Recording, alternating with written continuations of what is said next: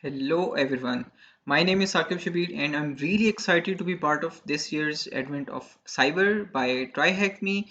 Advent of Cyber is a fun activity that has 25 exercises. Each exercise is covered in a single day from 1st December till 25th December. And all the exercises are beginner friendly. There are a lot of prizes and it is absolutely free. So anyone can join this journey. So today we are going to learn about a file. If we let's say if we received a file and we don't know anything about the file, so how we will analyze that file to determine if it is malicious or not. So before starting our journey, let's spin up the machine. When you spin up the machine will show it in the right side of your browser. So let's start with the theory first. Mac payload is processing the bonuses for all the hardworking elves. One of the elves has sent Mac payroll a file that they are claiming contains their updated payment information. The only problem is that she doesn't recognize the elf. Could this be a sneaky attack from the Grinch Enterprises to cause more havoc? Analyze this file to see if you can determine whether it's malicious or not. MacPayroll provides this file to MaxKiddy, who is the member of security team. She knows how to analyze this file in a sandbox environment, therefore she fired up her Rumnext machine to take a look at the suspicious file. She unzipped the archive and saw that there was a folder named samples and a file named test file in the zipped archive. She copied these files into the Rumnext desktop machine to begin the analysis. So there are a total of 4 learning objectives in today's task. We need to identify the file type of the file regardless of the file extension, because most of the time malware authors would trick the users by changing the file extension. This is something we will be learning today, how to identify the file type regardless of the extension, how to find the strings in the file, and third, how to calculate hash of the file and use VirusTotal to learn about the beginner information, initial information about that file. So this is something we are going to learn in this video. Let's start with the initial analysis. To get started with the analysis, MaxKiddy started by running the file command. So spin up the terminal. Let's change directory to desktop. Move on to samples. Okay, let's list down all the files. ls. Okay, there are two files, Bizarro and Xmatter. So let's start here. The file command is a Linux utility that helps determine a given file's file type, regardless of the file extension the file may have. MaxKiddy understands that the malware authors sometimes use misleading file extensions, so she verifies the file type as the first step. So this will be our first step. This is the syntax: file space and the file name. So what we can do is we can write file and provide the file name. It is also saying that just to see the help command, if we need more information about this command, we can use this option. So it will show all the options about that particular command, which is file. We can also look at the manual with man command, man file, enter, and it will show the manual page of the file command. So let's start. Let's look at the file extension of Xmatter by issuing this command. So this is showing that this is a portable executable 32-bit file and it's a console based application. Looks like there is another file we can also look at that as well. We can use the wildcard to display the file type of all the files that are present in that folder. So we have got two results. One, Bizarro is a DLL file and Xmeter is a console based 32-bit application. So we have determined that we are dealing with a Windows executable. Okay, This file this file seems to be a Windows executable file. It seems that MaxKD's suspicion holds their weight. To gather more information about this file, MaxKD tries the string command. Now we have learned about our first objective, uh, that we can use a file command to determine the file type. Now we are going to use strings command. Strings command is also a Linux utility. This utility extracts and prints the printable character sequences from a given file. Knowing what strings are present in a file can often provide interesting information about the file, especially for executable files. The string utility can give pointers to different function calls called by the executable file. Any IP address, domain, or URL can be found within that file, and that can help us in further analysis. The information may also help security tools like antivirus softwares in flagging the file as malicious by identifying possible malicious traces, which is also known as indicator of compromise. So let's see, this is the syntax of strings command. So if we enter strings, and just like the previous option, we can use help option to see the further options. We can also look at the manual of strings, and here is the manual page for strings. Okay, let's quit by pressing Q. Okay, we are going to extract strings from xmatter application, sorry, the file. Okay, if you look at this result, we can see that we are getting a lot of gibberish result. So this all of majority of the this result doesn't matter, we don't need that. So, and it is quite difficult to read all the file over the browser. So what we can do is we can pipe the output into save into a file. How we can do this? We can use this command and write any name. Let's say output underscore string. Okay, and let's go into the folder and let's look at the string. Let's examine the string, and meanwhile we can read this here. You can read about more about the string utility in option by this. Okay, the output of the string command was a little too long for the terminal window. MaxKD saved the output into the file. We can save this into the file in the text folder, file. This was the string output. Achha. You can see that the first line reads the program cannot be run in DOS mode. This is part of the DOS stub of the Windows executable.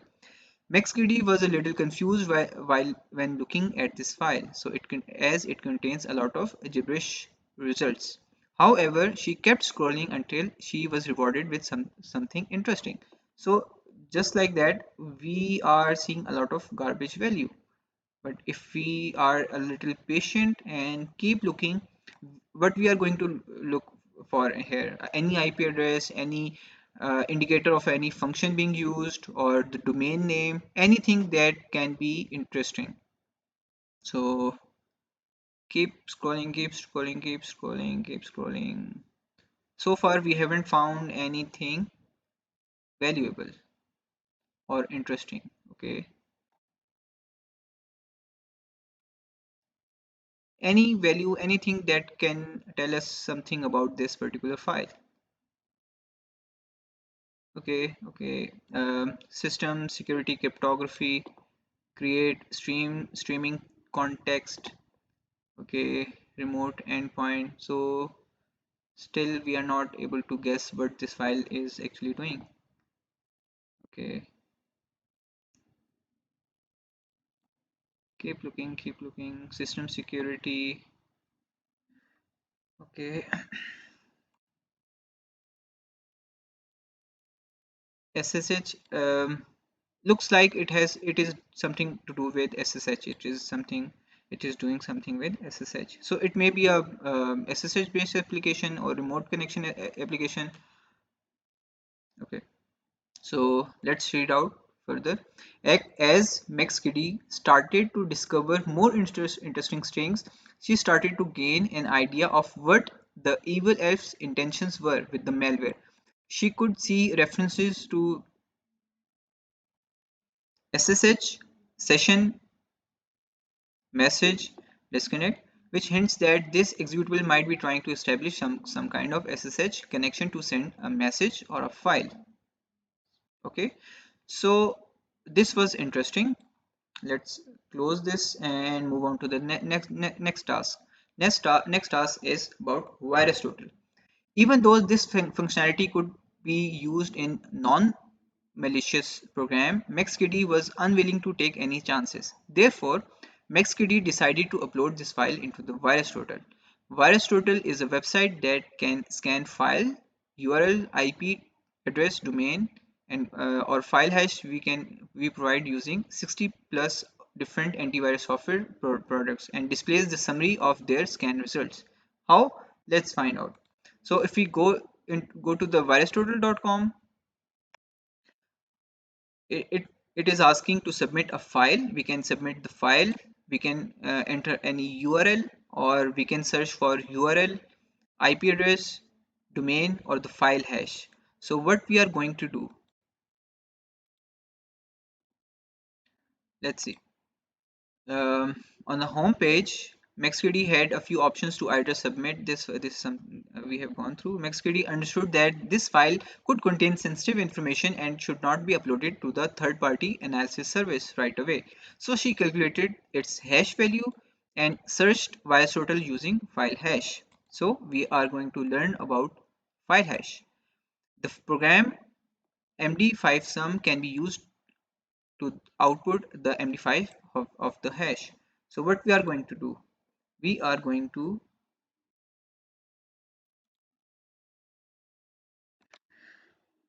ls, okay, MD5 sum.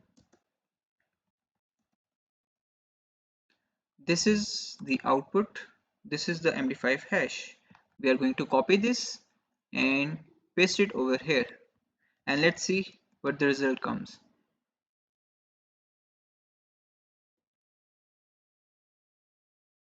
Looks like someone has already scanned this application, and it looks like it's a Trojan malware. Many antivirus softwares has marked it as malicious. Out of 68, 48 have marked this as malicious. So this is the detection tab. If you look at the details tab, we can find more information about this particular file. We can see that when this file was created, when was the first submitted, and when was it last submitted, what are the different names it was found associated with that hash, was this file signed or not, version information, and other interesting information. What are the information about the all the headers fields. Okay, so if we look at the relations tab, we can see that what are the domains that are associated with this, what are the IPs that are connected IP addresses associated with this file. Okay, let's look down. What are the top files? This is the graph. So by just entering the hash, we are getting a lot of information about that particular file. If you look at the behavior, we see that it made IP network connection to this IP. It set the when this file was executed, it changed couple of registry set couple of registry values, deleted registry values, some shell commands, and some processes were terminated when it was executed. And let's say what the community is saying. So community is also marking it as malicious, and someone has even shared its PDF report. Let's look at this as well.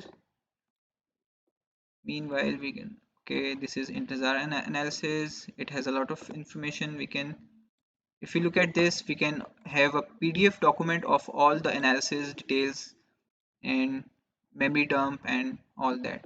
So total gives us a lot of information about a particular file. We don't have to upload a file. We shouldn't upload any file if the file is any regarding any of our client, or it contains any sensitive information.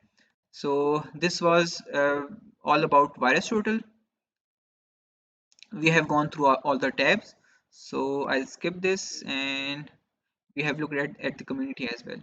Okay, so after looking all this information, MaxKD was certain that this particular file in the package was malicious. Now let's log into the machine attached with the task and help MaxKD answer the following questions. Now we are going to answer the following questions. Deploy the machine and attach. Okay, the first question: open the terminal and navigate to the file on the desktop named test file, and using the strings command, check the string in the file. Okay, so what we are going to do is we are going to move into the desktop ls and see that there is a text file, and it's saying that we need to check the strings of this file with the string command. So okay, let's copy this and paste it here, and check. There's only one string line of the output of the string. What is the output? Okay, we have got the right answer. Move on to the next question. Check the file type of the test file using the file command. Okay, this is something we have just learned. We are going to use the file command to determine the file type of this file. Okay, it's saying that it is Iker virus test file. So what is this? We will be going to learn about this in a while. So just copy this and paste it over here. Good. Now check the hash file hash and search it on a VirusTotal. When was this file seen in a while? In a while. Okay. Now we are going to look for the hash of this file. Copy this and paste it on in the VirusTotal search bar.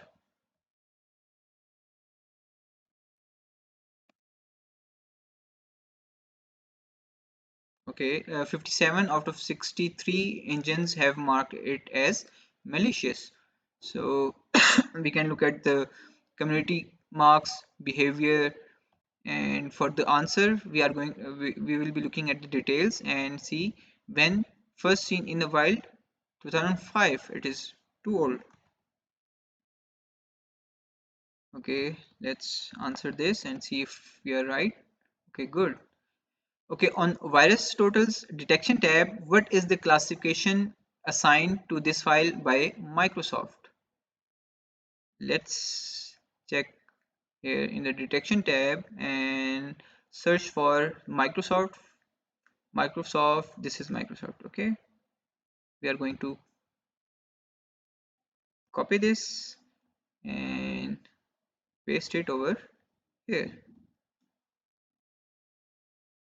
Excellent. Now it's saying go to this link and learn more about this file and what it is used for.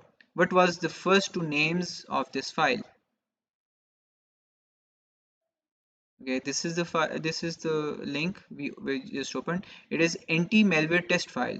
So we can get more information about this file by going through this information. Additional note: this file used to be named as duckline or this. Okay, I think this is the answer. Let's check out. I'll copy this and paste it over here and see, and this is the right answer.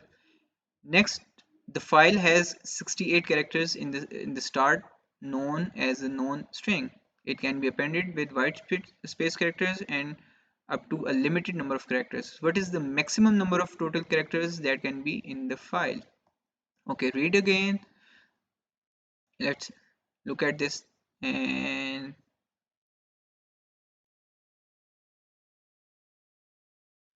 Okay, the first, this is the answer. The total file length not exceeding 128. So I think the answer to this question would be 128. Great. So I think we have completed the task, and that's it. So I hope it was an informative task for you guys. See you in the next task.